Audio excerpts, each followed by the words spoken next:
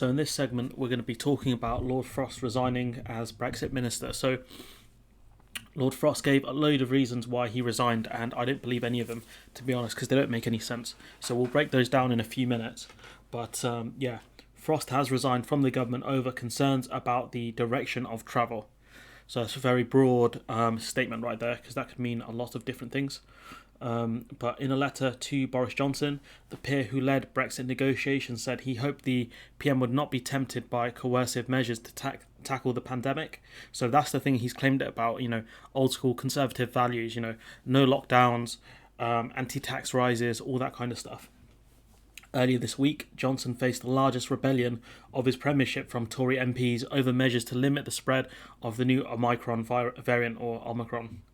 But the UK has recorded record cases, with 90,000 on Saturday alone, and more than 10,000 on that day were confirmed as Omicron infection. So those things moving pretty fast. And there is the theory that we are going to go into some sort of lockdown in January, and people are against it because they want to go to the pub. And to those people, I ask, like, you're pretty selfish, fam. Or I say to them, you're pretty selfish, fam.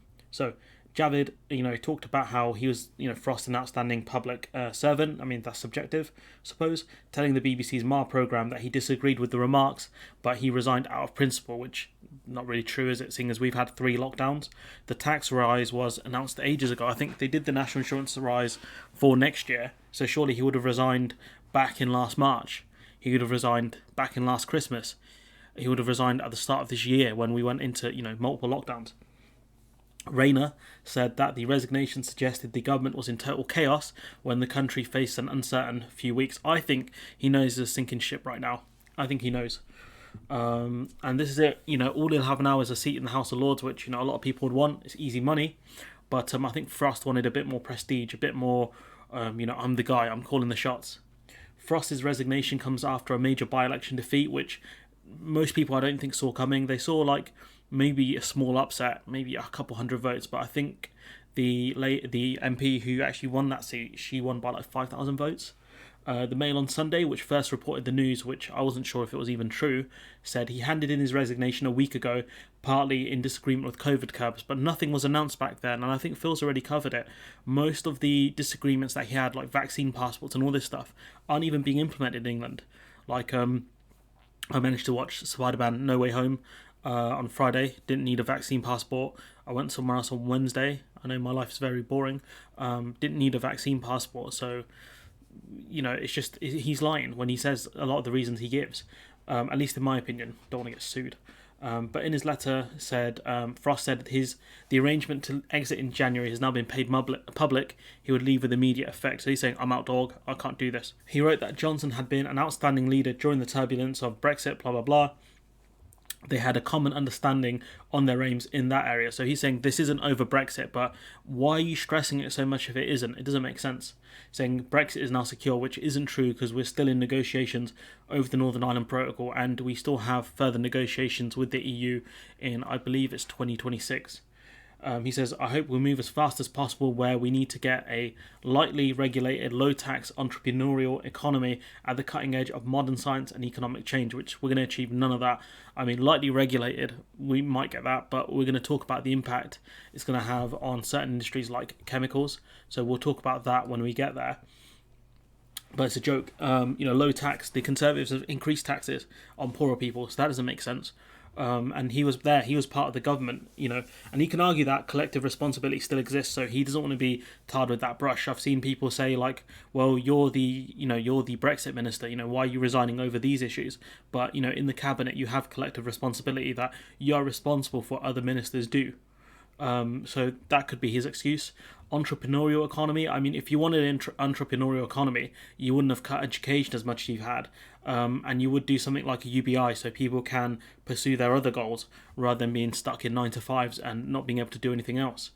At the cutting edge of modern science, well, we might be out of the Horizon program. I mean, that's not going too great. And economic change, well, we've taken ourselves out of I think probably the biggest economic institution in the world, so that's not going too great, is it?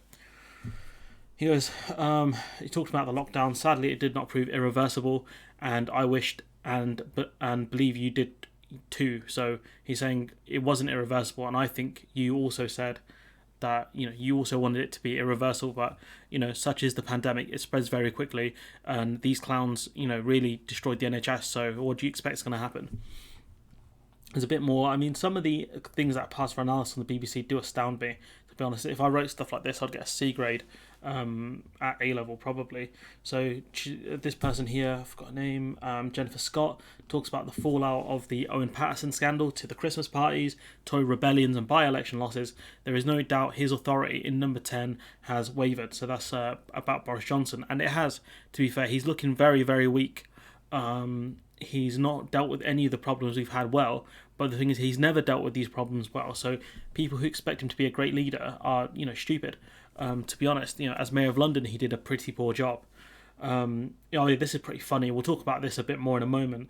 But on Saturday night, Culture Secretary Nadine Dorries was kicked out of a WhatsApp group of Tory MPs, which counts as many of the rebels as members. I think it's about 100 people in there or something. That's a big WhatsApp group.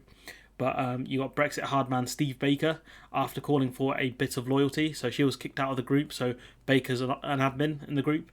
And so Nadine Dorries called for some loyalty. And what's his face is like, nah, bro, not today. Mr. Baker posted, enough is enough. Sorry, this is hilarious. Bridgerton said Prime Minister's running out of time and our friends to deliver on the promises and discipline of true Conservative government, but he never promised that. He was running very much a populist campaign. So that means he had some sort of left, he was meant to have kind of some left principles in there, like infrastructure spending, which Tories are typically against. But, he's gone against all of those things. Boris Johnson was never a traditional Conservative. If you wanted a traditional Conservative, you would have kept David Cameron in, or even Theresa May, but you didn't want that. You wanted a populist. Now you're saying you want a traditional, true Conservative government, but you never had that in 2019 when Johnson was in charge. Like, you guys should know this. It's basics. It's politics basics. Probably GCSE level. He added, so this is Bridgerton, saying Lord Frost made it clear 100 Conservative backbenchers have made it clear. Most importantly, so did the people of North Shropshire. I mean, the people of North Shropshire voted for a Lib Dem who's a Remainer. So what did they make clear? I don't understand. What are you talking about? But their Tory colleague, Simon Hoare, who chairs the Commons Northern Ireland Committee, said the peer, so Frost, was unsuited to the doing of politics and never understood the need for personal rapport or the importance of trust, because, Frost kept undermining things. He agreed to a deal and kept saying, nah, we don't like it now. This is from Katia Adler. She's talking about the mistrust in the UK government will likely remain a long time, long after Frost leaves.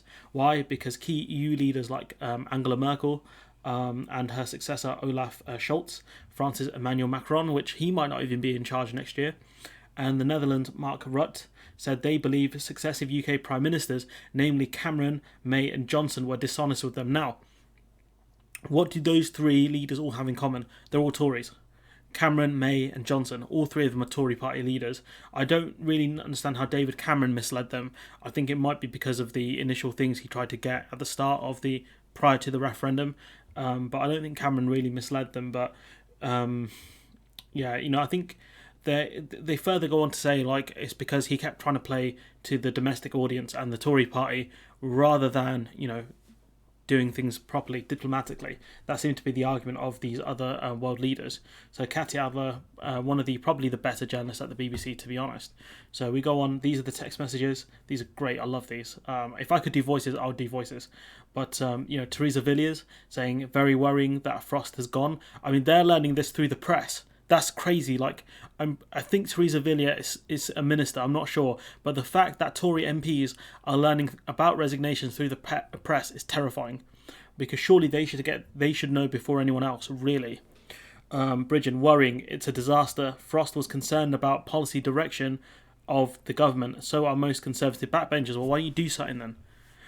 Marcus Feisch saying Frost is a hero. I mean, that's a bit strong there. My man's not all might out here. And 100% right on this. The whole point of Brexit is radical supply side reform, which we'll talk about in a moment, and moving away from the EU model, so that deregulation, essentially.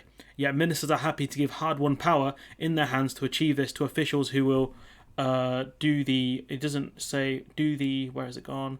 Officials who will do the opposite. So he's saying they're going to take this power and give it away, even though you're talking about deregulation in certain areas. It doesn't make sense.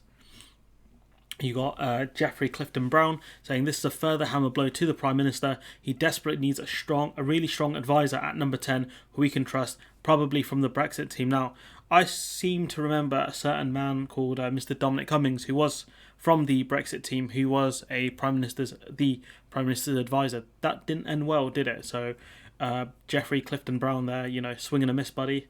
Nadine Dorries, the hero, is the Prime Minister who delivered Brexit.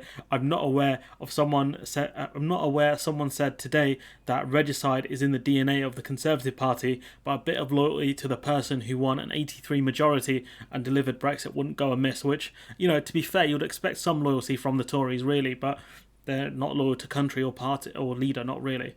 And Steve Baker, enough's enough. Andrew Bridgerton, about time. Thanks, Steve. And then, Steve Baker talking about the deal he voted for was rejected. I mean, that's not true. The deal the withdrawal agreement, that was pushed through, and so was the trade and cooperation agreement. So I don't know what he's talking about. This is telling. This is very interesting here. To someone, ahem, but not him, persuaded Farage not to run against incumbents. The Brexit Party only ran against Labour MPs. So who was that someone? And why did he put ahem? That's telling. That means someone they don't want named. It must be Lord Voldemort or something. He who must not be named. But that thing, this little point here is something that needs to be raised in Parliament. Who are they talking about? If Johnson had not benefited from both, we would be on the other benches. I mean, they're saying without the Brexit Party, they would have lost, which, not really. I mean, that's a bit tough, but I don't think they would have lost seats. In fact, they would have gained more seats if the Brexit MPs, or the whatever they were called back then, didn't actually run. They would have won more Labour seats. So it shows what Baker knows. True story, and yes, Connor, some memories are indeed very short, but I suggest we not argue in this group. We have troubles enough in our immediate future. So it's interesting that he kicked out Nadine Dorries, who called for loyalty, but he didn't kick out this guy, where is he? Forsyth, or whatever his name was. And no doubt that it's because she's going to call Steve Baker a misogynist. I hope. I can feel it. I want to see that. I want to see her call him a misogynist. There's a bit more fury at the leaked WhatsApps begin. One Tory says, proof that Baker, for all his BS claims of loyalty, is after the Prime Minister's job and won't tolerate people defending him. But to be fair, he kept in this other fella. Where has he gone? Connor something. So it's a bit of an odd statement there. And I don't think Baker has many goals of being Tory party leader. I think he just wants to be kingmaker. There's a bit more here. I mean, this man's got... What is this? What is this? What why, Steve? Why? What's going on with your nose, bruv? Anyways. So that's it. There's a bit more here. Absolutely right, Nadine. Memory seems to be very short. That's Conor Burns' statement there. So Conor Burns, saying memory's short, and Conor Burns was not kicked out. So clearly they've gotten sick of Nadine Dorries. I think it was her who wanted to vote for Brexit because she didn't understand the customs union and the single market, which is hilarious. But I think this is the real reason why Frost left. I think he was put into a corner by Johnson, because Frost looks, he doesn't look very great when he comes out with statements like, we will never allow EU courts to rule on Northern Ireland, and then you see Britain accepts EU judges' role in Northern Ireland Protocol. So I've covered this in a video, by the way, so it's going to come out at some point. But what's the, I think he realised the government's going to cave, their support's tanking. He's going to use COVID as a smokescreen to get out of the government, to appeal to those right-wing kind of anti-lockdown ERG clowns.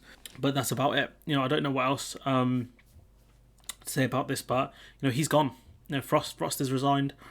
He's still going to be in the House of Lords. I think he's done this because he realises the sabre rattling is over. The UK are giving more and more licences to French fishermen. The French are threatening to sue the government, which I'm going to cover at some point. But that's Lord Frost done. I think he was told essentially to stand down by Johnson and stop issuing threats and actually come up with a solution. And he's egged the DUP on massively. They're very unhappy about this situation. But I don't really know what more to say about this. So let me know what you think in the comments below. Like, comment, share, subscribe, and hopefully I'll see you in the next one.